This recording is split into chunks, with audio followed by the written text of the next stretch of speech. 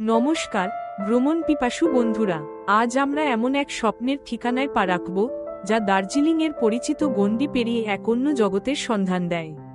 হিমালয়ের কোলে লুকিয়ে থাকা এই স্থানটি হল সান্দাকফু, যা ট্রেকার ও প্রকৃতিপ্রেমীদের কাছে এক স্বর্গরাজ্য। এটি শুধু একটি গন্তব্য নয়, এটি এক অভিজ্ঞতা, এক রোমাঞ্চকর যাত্রা। সান্দাকফু হল পশ্চিমবঙ্গের সর্বোচ্চ শৃঙ্গ, যা আপনাকে কাঞ্চনজঙ্ঘার এক অসাধারণ প্যানোরামিক দৃশ্য উপহার দেবে। যারা ভিড় এড়িয়ে প্রকৃতির নিস্তব্ধতা ও বিশালতা অনুভব করতে চান, তাদের জন্য সান্দাকফু এক আদর্শ স্থান। এখানে প্রতিটি মোড়ে লুকিয়ে আছে নতুন আবিষ্কারের আনন্দ। এই যাত্রা আপনাকে শুধু শারীরিক নয়, মানসিকভাবেও এক নতুন উচ্চতায় পৌঁছে দেবে। হিমালয়ের বিশালতা, মেঘে ঢাকা পথ আর স্থানীয় মানুষের সরল জীবনযাপন আপনাকে মুগ্ধ করবে। চলুন আজ আমরা সান্দাকফুর সেই অজানা গল্পগুলো জেনে নিই। সান্দাকফু পৌঁছানোর জন্য কলকাতা থেকে আপনার যাত্রা শুরু হবে। প্রথমে আপনাকে নিউ জলপাইগুড়ি স্টেশন বা বাগডোগরা বিমানবন্দর পর্যন্ত আসতে হবে। ট্রেন বা বিমানে এই পথটুকু পাড়ি দেওয়া সবচেয়ে সুবিধাজনক। নিউ জলপাইগুড়ি বা বাগডোগরা থেকে আপনাকে মানেভঞ্জন বা চিত্রেই পর্যন্ত গাড়ি ভাড়া করতে হবে। এই পথটুকু প্রায় 4 থেকে 5 ঘন্টার। মানেভঞ্জন হল সিঙ্গালিলা ন্যাশনাল পার্কের প্রবেশদ্বার এবং সান্দাকফু ট্রেকের শুরু। মানেভঞ্জন থেকে সান্দাকফু যাওয়ার দুটি প্রধান উপায় আছে। প্রথমত, আপনি ট্রেকিং করে যেতে পারেন, যা সবচেয়ে জনপ্রিয় এবং রোমাঞ্চকর। দ্বিতীয়ত, আপনি ঐতিহাসিক ল্যান্ড রোভার ভাড়া করে যেতে পারেন, যা আপনাকে দুর্গম পথ পাড়ি দিতে সাহায্য করবে। ট্রেকিং পথে আপনি চিত্রেই, মেঘমা, তুমলিং, কালাপোখরি এবং সান্দাকফু হয়ে পৌঁছাবেন। প্রতিটি স্টপেজেই রয়েছে থাকার ব্যবস্থা এবং স্থানীয় সংস্কৃতির ছোঁয়া। এই পথটি আপনাকে প্রকৃতির আরও কাছাকাছি নিয়ে যাবে। সান্দাকফুর প্রধান আকর্ষণ হল কাঞ্চনজঙ্ঘার অসাধারণ দৃশ্য, যা স্লিপিং বুদ্ধা নামে পরিচিত। সূর্যোদয়ের সময় কাঞ্চনজঙ্ঘার চূড়ায় যখন প্রথম আলো পড়ে, তখন সেই দৃশ্য আপনার মনকে এক অন্যরকম শান্তি এনে দেবে। এই দৃশ্যটি ভোলার মতো নয়। শুধু কাঞ্চনজঙ্ঘা নয়, সান্দাকফু থেকে বিশ্বের সর্বোচ্চ 4টি পর্বতশৃঙ্গ দেখা যায়। মাউন্ট এভারেস্ট, লোতসে, মাকালু এবং কাঞ্চনজঙ্ঘা, এই 4টি চূড়া এক ফ্রেমে দেখা এক বিরল অভিজ্ঞতা। এই দৃশ্য আপনাকে হিমালয়ের বিশালতা সম্পর্কে ধারণা দেবে।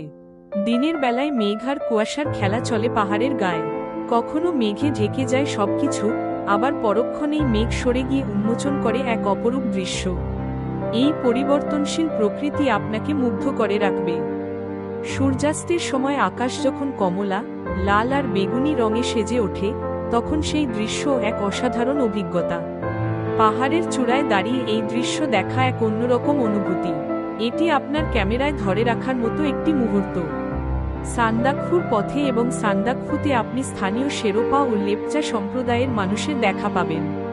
তাদের সরল জীবনযাপন, উষ্ণ আতিথেয়তা এবং সংস্কৃতি আপনাকে মুগ্ধ করবে। তাদের ছোট ছোট বাড়িগুলো পাহাড়ের কোলে এক অন্যরকম সৌন্দর্য যোগ করে। এই অঞ্চলের হোমস্টেগুলো পর্যটকদের কাছে খুব জনপ্রিয়। এখানে আপনি স্থানীয় খাবার উপভোগ করতে পারবেন এবং তাদের জীবনযাত্রা সম্পর্কে জানতে পারবেন। হোমস্টেগুলোতে থাকার অভিজ্ঞতা আপনাকে স্থানীয় সংস্কৃতির আরও কাছাকাছি নিয়ে যাবে। স্থানীয়রা তাদের ঐতিহ্য ও সংস্কৃতিকে খুব যত্নের সাথে লালন করে। তাদের পোশাক, ভাষা এবং উৎসবগুলো এই অঞ্চলের এক বিশেষ পরিচয় বহন করে।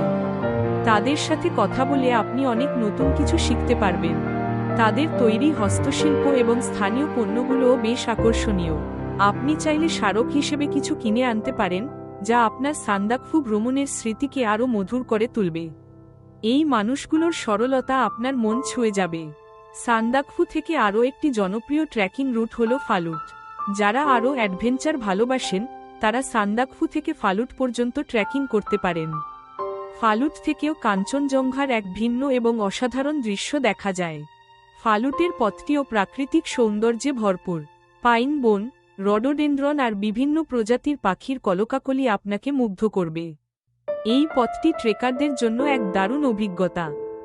এছাড়াও সিঙ্গালিলা ন্যাশনাল পার্কের মধ্যে দিয়ে যাওয়ার সময় আপনি বিভিন্ন প্রজাতির বন্যপ্রাণী ও উদ্ভিদের দেখা পেতে পারেন।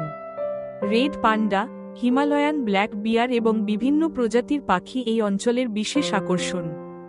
এই পার্কটি জীববৈচিত্র্যের জন্য বিখ্যাত। এখানে বিভিন্ন ঋতুতে বিভিন্ন ধরনের ফুল ও গাছপালা দেখা যায়, যা প্রকৃতির এক অসাধারণ রূপ তুলে ধরে। এটি প্রকৃতিপ্রেমীদের জন্য এক দারুণ সুযোগ। সান্দাকফু ভ্রমণের সেরা সময় হল বসন্তকাল, মার্চ থেকে মে, এবং শরৎকাল, অক্টোবর থেকে নভেম্বর। বসন্তে রডোডেনড্রন ফুলে ভরে থাকে চারপাশ, আর শরৎকালে আকাশ থাকে পরিষ্কার, যা কাঞ্চনজঙ্ঘার স্পষ্ট দৃশ্য নিশ্চিত করে। শীতকালে ডিসেম্বর থেকে ফেব্রুয়ারি সান্দাকফু বরফে ঢাকা থাকে, যা এক ভিন্ন সৌন্দর্য নিয়ে আসে। তবে এই সময় তাপমাত্রা অনেক কমে যায় এবং পথ দুর্গম হয়ে ওঠে।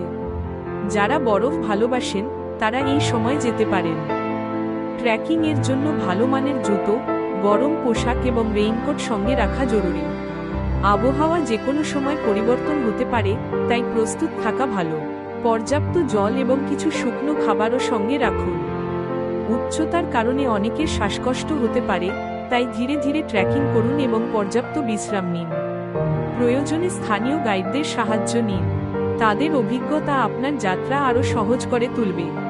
সান্দাকফু শুধু একটি ভ্রমণ গন্তব্য নয়, এটি এক আত্মিক অভিজ্ঞতা। হিমালয়ের বিশালতা, প্রকৃতির নিস্তব্ধতা এবং স্থানীয় মানুষের সরলতা আপনাকে এক নতুন জীবনবোধ দেবে। এই যাত্রা আপনার মনে চিরকাল গেঁথে থাকবে। যদি আপনি অ্যাডভেঞ্চার, প্রকৃতি এবং শান্তির সন্ধানে থাকেন, তবে সান্দাকফু আপনার জন্য এক আদর্শ স্থান। এই অসাধারণ অভিজ্ঞতা থেকে বঞ্চিত হবেন না। আপনার পরবর্তী ভ্রমণের তালিকায় সান্দাকফুকে অবশ্যই রাখুন। আমাদের এই ভিডিওটি যদি আপনার ভালো লেগে থাকে, তাহলে অবশ্যই লাইক করুন এবং আপনার বন্ধুদের সাথে শেয়ার করুন। এমন আরও আকর্ষণীয় ভ্রমণ ভিডিও দেখতে আমাদের চ্যানেলটি সাবস্ক্রাইব করতে ভুলবেন না। আপনার মূল্যবান মতামত কমেন্ট বক্সে জানাতে পারেন। ধন্যবাদ।